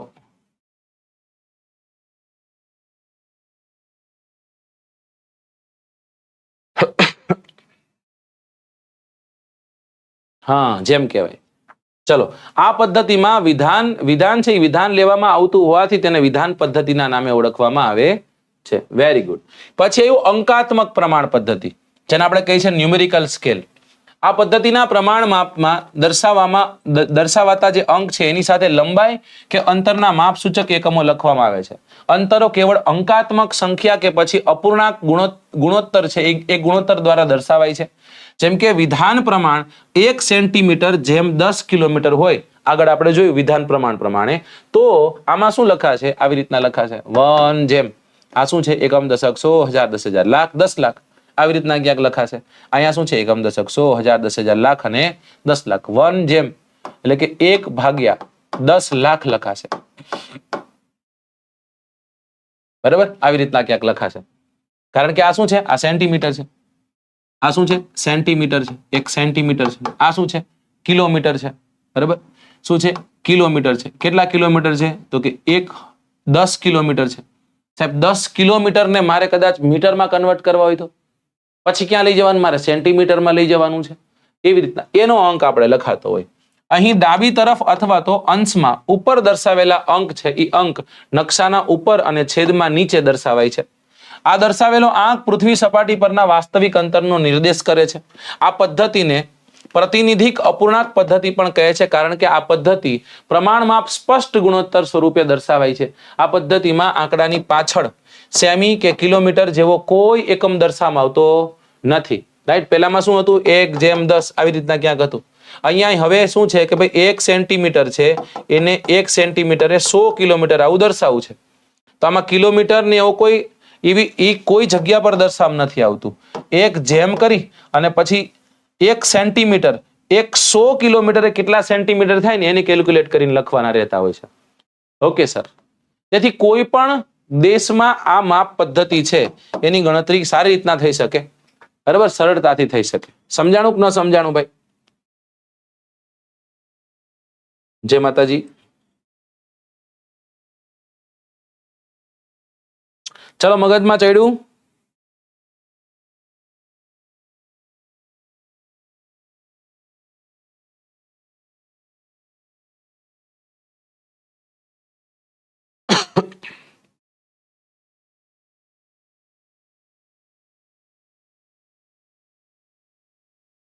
આગળ જાશું. ઓકે, થોડીક આ અઘરી છે. ત્રીજી આ અઘરી છે, રૈખિક માપ પદ્ધતિ, જેને આપણે લિનિયર સ્કેલ અથવા તો આલેખાત્મક માપપટ્ટી જેને આપણે કહીએ છીએ ગ્રાફિકલ સ્કેલ. આમાં શું છે? આ પદ્ધતિમાં નકશા સાથે માપપટ્ટી કે પછી રેખા દોરેલી હોય, નીચે આવી રેખા દોરેલી હોય, ખ્યાલ હશે ઘણા મેપમાં હોય. કોઈ બે સ્થળ વચ્ચેનું અંતર માપવા માટે જે માપપટ્ટી વપરાય છે એવી જ રીતના નકશા પૂરતી આપેલી માપપટ્ટી વપરાતી હોવાથી આ પદ્ધતિને રૈખિક માપપટ્ટી કહેવાય છે. આ પદ્ધતિ છે, પદ્ધતિ સરળ હોવા છતાં થોડી અટપટી છે, તેથી જ તેનો ઉપયોગ ઓછો થાય છે. આપણે જે માપપટ્ટી વાપરીએ છીએ તેની ઉપર સેન્ટીમીટર કે ઇંચ દર્શાવેલી હોય. આપણને ખ્યાલ હોય તો તોફાન કરતા પછી અંગૂઠા પકડાવતા માથે સ્કેલ રાખતા યાદ છે? હા, તો એ શું હતી? એ માપપટ્ટી હતી, બરાબર. એક સ્કેલ હતી, ફૂટપટ્ટી હતી, રાઈટ. એમાં શું દર્શાવાતું? એમાં સાહેબ સ્કેલમાં શું હતું? એમાં કયા સ્કેલ જોવા મળતા આપણને? સેન્ટીમીટર અને ઇંચના, રાઈટ. જ્યારે આ માપપટ્ટી પર મીટર કે પછી ફ્લોરિંગ કે પછી ફ્લાંગ કે પછી માઇલ જેવા શબ્દો દર્શાવવામાં, રાઈટ. મીટર કે પછી ફ્લાઇંગ કે પછી માઇલ વગેરે જેવા જમીન ઉપરના અંક સૂચક એકમો છે દર્શાવાય છે. જો અહીં લખેલું છે આ ફ્લાંગ છે, અહીંયા આપેલું છે ઇંચ, અહીંયા આપેલું છે મીટર, સમજાય? અહીંયા છે જો આ માઇલ છે, આ ઇંચ છે, પછી અહીં દીધેલું છે 1 ઇંચ જેમ 1 માઇલ, 1 સેન્ટીમીટર જેમ 1 કિલોમીટર, આવી રીતના ક્યાંક દર્શાવાય છે. આ પદ્ધતિમાં જમીન પરના અંતર સીધે સીધા માપી શકાય કે વાંચી શકાય તેવી માપપટ્ટીના નકશાઓ કોઈ એક ભાગમાં દોરવામાં આવે છે. આ રીતના આલેખન કરી અને દર્શાવતા પ્રમાણ માપને આલેખાત્મક પ્રમાણ માપ કહે છે. માપપટ્ટી દર્શાવવા રેખાનો ઉપયોગ થયો હોવાથી તેને રૈખિક માપપટ્ટી પણ કહેવાય છે. સામાન્ય રીતના નકશાના નીચેના કોઈ એક ભાગમાં જરૂરિયાત મુજબ અને યોગ્ય લંબાઈની માપપટ્ટી દોરવામાં આવે છે. નાના કદના નકશાઓ છે એ નકશાઓના માત્ર 1 સેન્ટીમીટર કે 1 ઇંચની લંબાઈની રેખા દ્વારા પ્રમાણ માપ દર્શાવવામાં આવે છે. આ માપપટ્ટીના શૂન્યથી જમણી તરફ પ્રમાણ માપ છે એના મુખ્ય વિભાગો કિલોમીટર કે માઇલ કે અન્ય દર્શાવવામાં આવતા હોય છે, અને ડાબી બાજુના વિભાગમાં જરૂરી ઉપભાગો છે કે ઉપવિભાગો છે એ પાડવામાં આવે છે કે જે મીટર છે, ફ્લાંગ છે વગેરે જેવા એકમોથી દર્શાવવામાં આવતા હોય છે. કાંઈની 3 પદ્ધતિ યાદ રાખવાની છે. આ ત્રીજી હતી રૈખિક માપપટ્ટી કે પછી આલેખક પ્રમાણ માપ પદ્ધતિ, અને ગ્રાફિકલ સ્કેલ કહીએ છીએ. આવી રીતના સ્કેલ આપેલી હોય ઘણા મેપમાં તમે જોઈએ છે, નીચે આવી સ્કેલ આપી, આપણને ખબર જ ન પડે કઈ, પણ આજે થોડુંક સમજાય છે. હા, થોડા સાચી વાત છે, થોડા હું થોડા જ કહું છું તમને. કિશનભાઈ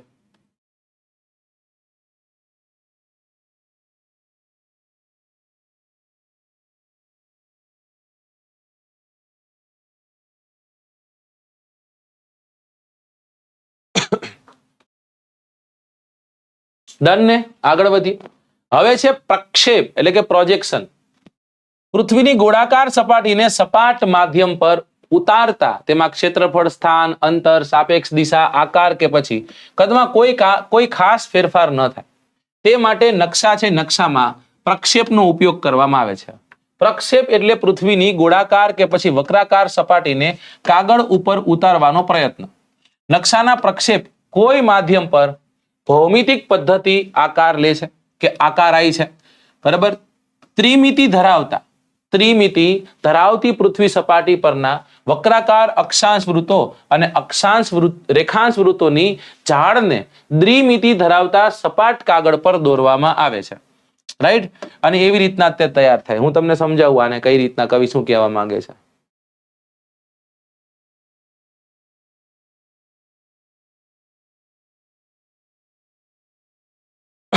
આ શું છે? પૃથ્વીનો મેપ છે. પૃથ્વીનો મેપ નહીં, પૃથ્વી છે. ઓકે સાહેબ, આ પૃથ્વી છે. આ પૃથ્વી મારે તમને અક્ષાંશ દોરવાના કીધા હોય તમે કેમ દોરવાના છો? સાહેબ આવી રીતના કંઈક કરશું અમે તો.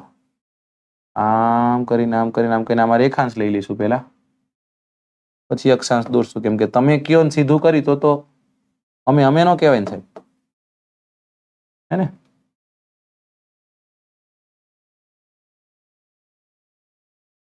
ઓકે, આવી રીતના ક્યાંક આપણે આ બધું બતાવ્યું. હવે તમે મને કહેજો અક્ષાંશ શું હશે? અક્ષાંશ આમાં હશે કે નહીં?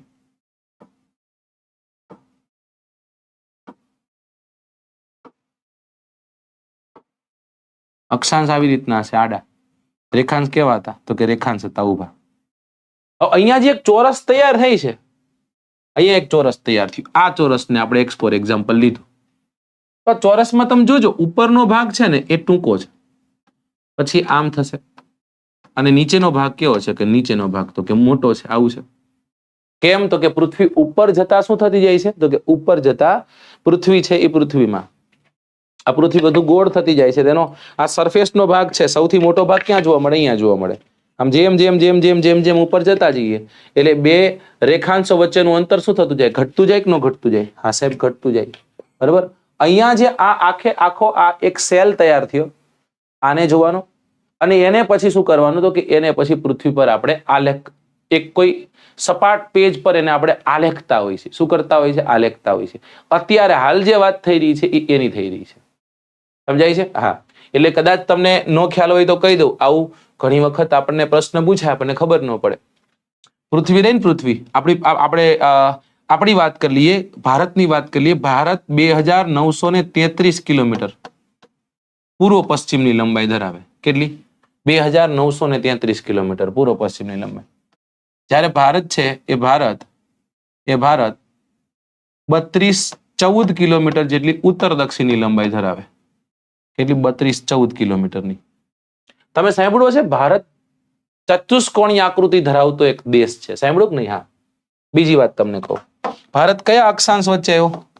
કે સાહેબ 8 થી 37 અક્ષાંશ વચ્ચે આવ્યો, અને 68 થી 97 રેખાંશની વચ્ચે આવ્યો. આ બે વચ્ચેનો ગેપ કેટલો છે ખબર છે? અહીંયા 30 નો છે અને અહીંયા 30 નો છે. બે અક્ષાંશો વચ્ચે ને બે રેખાંશો વચ્ચે નો જે ગેપ છે એ ગેપ 30-30 નો છે. કેટલાનો છે? 30-30 નો છે કે નહીં? પેલા હા કે નામ જવાબ દેવાનો છે તમારે.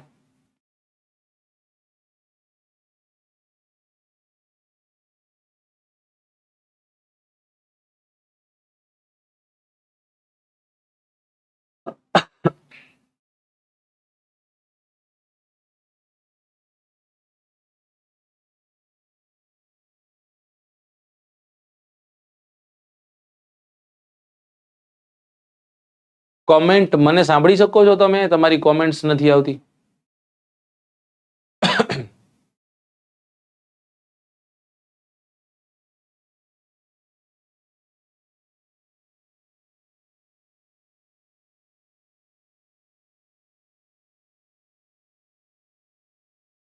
સાંભળી શકો છો ને? Okay, done.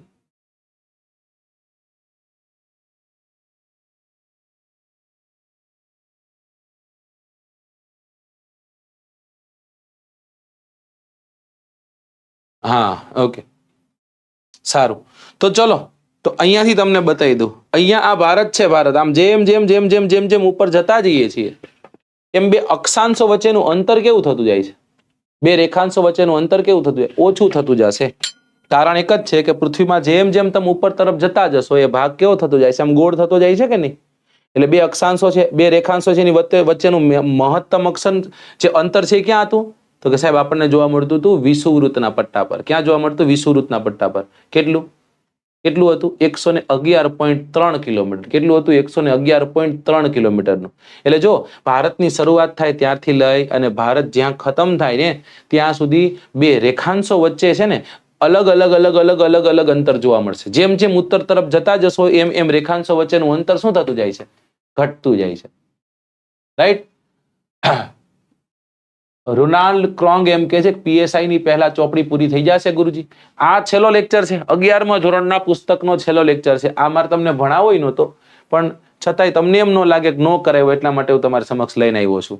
બરાબર. આની પછીનું જે ચેપ્ટર છે એ તમારે તમારી રીતના જોઈ લેવાનું છે, કેમ કે મેપ સંબંધિત જ છે અને તમારા સિલેબસમાં ક્યાંય મેપ આપ્યો છે નહીં, પણ જીકે ના પરિપ્રેક્ષે ક્યાંક પૂછાય તો એટલા માટે હું લઈને આવ્યો છું. પ્રક્ષેપ ક્રિયા એટલે પ્રક્ષેપણ ક્રિયા. પૃથ્વીની વક્રાકાર સપાટીને સમતલ કાગળ ઉપર દર્શાવવાની પદ્ધતિને પ્રક્ષેપ પદ્ધતિ કહે છે. આ ક્રિયા માટે 3 વસ્તુઓ જરૂરી છે. શું છે? તો કે તારનો બનેલો પૃથ્વીનો ગોળો, 2 જેના પર પ્રક્ષેપણ ક્રિયા કરવાની હોય તે સપાટ ભૂપૃષ્ઠનો ભાગ, 3 પ્રકાશ પ્રક્ષેપક એટલે કે પ્રકાશ આપનારી કોઈ વસ્તુ. આ 3 બાબત છે એ ત્રણેયને આપણે જોઈએ. રાઈટ. ત્યાંથી આગળ જઈએ રૂઢ સંજ્ઞાઓ.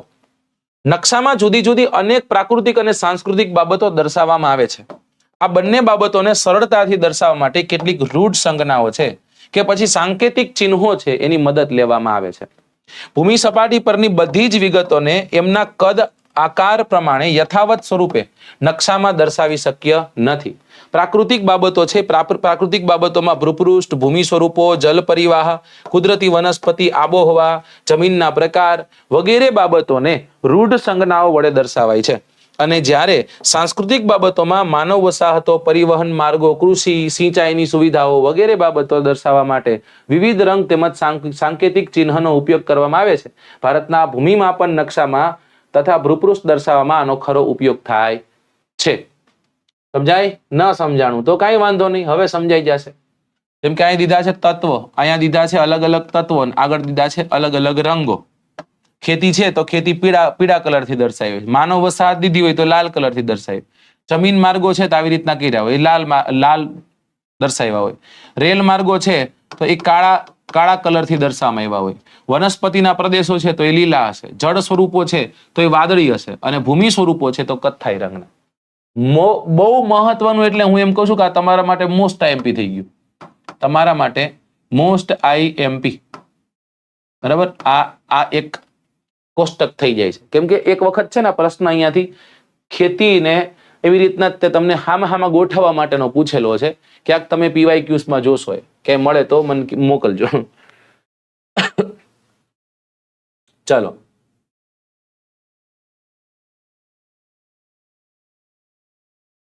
ડન. સમોચ્ચતા રેખાઓ રંગ સ્તર પદ્ધતિ તેમજ ઢાળદર્શક રેખા પદ્ધતિઓ વિશેષ વપરાય છે. રંગીન નકશાઓમાં પ્રાકૃતિક તત્વ અને સાંસ્કૃતિક તત્વો દર્શાવવામાં જુદા જુદા રંગનો ઉપયોગ થાય. કેટલીક વિશિષ્ટ વસાહતો માટે નિશ્ચિત આકૃતિઓ કે પછી પ્રથમાક્ષરી શબ્દ રૂઢ સંજ્ઞાઓ વપરાય છે. જેમ કે આરામ ગૃહ હોય એમાં RH લખેલું હોય, રેસ્ટ હોમ. બરાબર. તાર અને ટપાલ જે કચેરી છે એમાં PTO લખેલું હોય. બરાબર. સર્કિટ હાઉસ કોઈ જગ્યા હોય તો ત્યાં CH લખેલું હોય, પોલીસ મથક હોય તો ત્યાં PS લખેલું હોય છે, PO નહીં PS લખેલું છે, પોલીસ સ્ટેશન. મંદિર, મસ્જિદ, દેવળ વગેરે કેટલીક વિશિષ્ટ ઇમારતો છે એ તેના જેવી જ નાના કદની આકૃતિ દર્શાવવામાં આવે. હવે કોઈ જગ્યા પર છો અને તમને આવી રીતના ક્યાંય દર્શાવવામાં આવેલું છે આવું, તો એનો મતલબ શું થાય છે? આવું ક્યાંય દર્શાવેલું છે એનો મતલબ શું થાય? આવું દર્શાવેલું મતલબ એમ થાય કે સાહેબ આ છે ને આ કોઈ ચર્ચ છે, આવી રીતના દર્શાવવામાં આવેલું છે. બરાબર. કોઈ ઇમારત દર્શાવે આવી રીતના દર્શાવે તો આ શું છે? આ સાહેબ દરગાહ છે. આ શું છે? દરગાહ છે. પછી આવી રીતના દર્શાવવામાં આવેલું છે તો આ શું છે સાહેબ? આ કોઈ મંદિર છે. ઓકે ને? હા, આવી બધી સંજ્ઞાઓથી તેને દર્શાવવામાં આવતા હોય છે. આમ સાંસ્કૃતિક તત્વોના શાબ્દિક અર્થઘટનને ટૂંકાવવા આવા રૂઢ ચિહ્નોનો ઉપયોગ થાય છે. તેથી રૂઢ સંજ્ઞાઓને નકશાઓની લઘુલિપિ તરીકે પણ ઓળખવામાં આવે છે.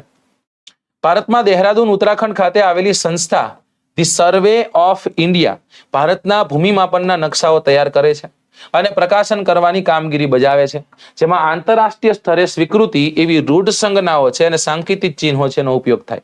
ફરી એક વખત એક અહીંયાથી પ્રશ્ન બની ગયો કે ભારતમાં કઈ જગ્યા પર? તો કે દેહરાદૂન ખાતે, ઉત્તરાખંડના દેહરાદૂન ખાતે એક સંસ્થા આવેલી છે ધી સર્વે ઓફ ઇન્ડિયા. આ શું કરે તો કે ભારતના ભૂમિમાપનના નકશાઓ તૈયાર કરે છે અને પ્રકાશનની પણ જવાબદારી એની પાસે જ છે. આમાં રૂઢ સંજ્ઞાઓનો ઉપયોગ થાય. કેવી? આંતરરાષ્ટ્રીય સ્તરે જે રૂઢ સંજ્ઞાઓને સ્વીકારવામાં આવી હોય એવી રૂઢ સંજ્ઞાઓનો અહીંયા ઉપયોગ થતો આપણને જોવા મળે. ભૂમિમાપન નકશાઓ છે જેને આપણે સર્વે મેપ કહીએ, સ્થળ વર્ણન નકશાઓ જેને આપણે ટ્રોપોગ્રાફિક મેપ કહીએ, એમાં વિગતો દર્શાવવા માટે વપરાતા ચિહ્નો છે એનો ઉપયોગ થાય. આ સાંકેતિક ચિહ્નોને રૂઢ સંજ્ઞાના નામે ઓળખવામાં આવે છે.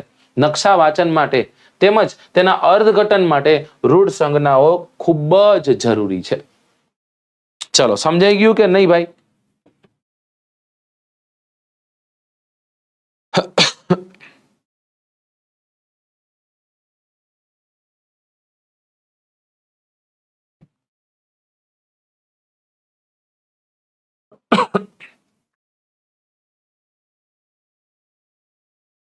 કમ્પ્લીટ?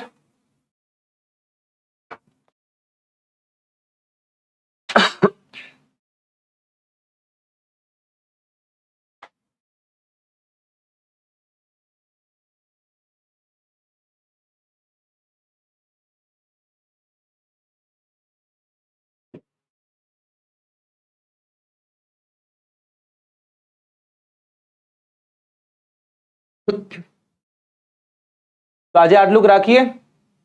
તમારી પાસે 2-4 પ્રશ્નો મારે તમને પૂછવાના હતા ને પ્રશ્ન એ હતા કે હવે આવનારા સમયમાં હું આ નેક્સ્ટ વીક તમારી સામે આવવાનો છું, તો હું એમ કહું કે 11મા ધોરણના મેં જે તમને કીધા હતા પણ લાવ્યો નથી, 11મા ધોરણના 200 પ્રશ્ન છે, 200 પ્રશ્ન લઈ તમારી સમક્ષ આવું. બરાબર? મોસ્ટ આઈએમપી 200 ક્વેશ્ચન્સ છે એ તમારી સમક્ષ લઈને આવું, જે લાવ્યો નથી. રાઈટ? આની પહેલા લાવ્યો શું તો કે સાહેબ 6થા ધોરણથી લઈને 10મા ધોરણ સુધીના આપણે ક્વેશ્ચન્સને જોયા. મોસ્ટ આઈએમપી 200 ક્વેશ્ચન્સને આપણે જોયા. હવે શું કરવું છે તો કે 11મા ધોરણના મોસ્ટ આઈએમપી 200 ક્વેશ્ચન્સને જોઈ લઈએ. આ જોઈ લઈએ એટલે લગભગ ફિઝિકલ જ્યોગ્રાફીના તમારા સારા પ્રશ્નો છે એ પ્રશ્નો અહીંયા કવર થઈ જાય. કરવું છે ને એવું? હા, હવે હું લઈને આવીશ આ જ ચોપડીમાં ધોરણ 11 અને એ ધોરણ 11માં એક વિષય જેને આપણે કહીએ છીએ હિસ્ટ્રી, એ લઈને આવીશ તમારી સામે. હિસ્ટ્રી વિષય લઈને આવીશ. બરાબર? ઇતિહાસ છે, ઇતિહાસ તમારી સમક્ષ લઈને આવીશું. બરાબર? ધોરણ 11 નો ઇતિહાસ પૂરો થાય એટલે એ ધોરણ 11 ની આપણી પાસે ફાઇન આર્ટ્સ ની એક બુક છે, ફાઇન આર્ટ્સ, જે જીપીએસસી યુપીએસસી ની તૈયારી કરનારા વિદ્યાર્થીઓ છે એના માટે ખૂબ જ મહત્વની રહેતી હોય છે, કારણ કે આર્ટ એન્ડ કલ્ચર છે. એમાં શું છે? આર્ટ એન્ડ કલ્ચર છે. તો એ આર્ટ એન્ડ કલ્ચર તમારી સમક્ષ લઈને આવીશ. ઓકે, ચાલો ત્યારે તો આટલું રાખીએ આજે આપણે. બરાબર? અને જતા પહેલા એક જરૂરથી એક ટકોર કરવા જઈ રહ્યો છું, આપ સમક્ષ વાતને મૂકવા જઈ રહ્યો છું કે જીપીએસસી નો અવેરનેસ ફ્રી વેબિનાર છે, વેબિનાર સ્ટાર્ટ થવા જઈ રહ્યો છે. અત્યારે જ ત્યાંનો સ્ક્રીનશોટ ખેંચવો હોય તો ખેંચી લ્યો. બરાબર? રજીસ્ટ્રેશન માટે QR કોડ આપેલો છે. આ QR કોડ છે એ QR કોડને સ્કેન કરવાનો છે. તૈયારી શરૂઆત કઈ રીતના કરાય ભાઈ? તૈયારી કઈ રીતના કરશું? બરાબર? એ કયા વાત મૂકેલી છે. પાસ કરવા માટે સચોટ એક રણનીતિ રહેતી હોય છે, એ કેવી છે? બરાબર? શું હોય છે તે તૈયારીમાં આ ભૂલ ન થવી જોઈએ. ઘણી બધી બહુ કોમન આપણે મિસ્ટેક કરતા હોઈએ છીએ, જે જીપીએસસી આપીએ, 2-3 જીપીએસસી આપીએ પછી આપણને સમજાય છે. હવે હું એમ કહું 2-4 જીપીએસસી આપી, ઠેબા ખાવા, ઠેસ ખાવી અને લોહી નીકળે. રાઈટ? એની કરતા એક્સપર્ટ કોઈ હોય ને તમને સમજાવી જાય. રાઈટ? સરથી વિશેષ કોણ હોઈ શકે? તો વેબ સંકુલનો આ ફ્રી વેબિનાર થવા જઈ રહ્યો છે, જે જીપીએસસી અવેરનેસ માટેનો છે. જીપીએસસી ની તૈયારી કરનારા તમામ વિદ્યાર્થીઓએ અચૂક મારા મતે હું તમને કહું છું કે આ સેશન માણવું જોઈએ. આ સેશનમાં તમારી ઉપસ્થિતિ હોવી જોઈએ. આના માટે શું કરવાનું છે? અહીંયા આપેલો છે એક QR કોડ. આ QR કોડને તમારે શું કરવાનો? તમારે સ્કેન કરવાનો છે, જેથી તમારું રજીસ્ટ્રેશન થાય. રાઈટ? અને રજીસ્ટ્રેશન થશે. વેબિનાર છે એટલા માટે તમને જે તે જગ્યા પર, કોઈ એપ્લિકેશન પર કે કોઈ જગ્યા પર તમને એન્ટ્રી આપવામાં આવશે તો એમ નામ તો નહીં આપી દઈએ ને. રાઈટ? એના માટે તમારે રજીસ્ટ્રેશન કરાવવું ખૂબ જરૂરી છે. ફરી એક વખત નવા લેક્ચર સાથે તમારી સમક્ષ આજે રાત્રે 10 કલાકે એએમસી નું પેપર લઈ હું અને સંદીપ સર હાજર થવાના છીએ. ત્યાં સુધી વાંચતા રહો, મજા કરતા રહો સાહેબ, જમતા રહો, સૂતા રહો અને ખૂબ સારી મહેનત કરતા રહો. ફરી એક વખત તમામને નવા વર્ષના જાજી શુભકામનાઓ. ફરી મળીશું. જય હિન્દ, જય ભારત.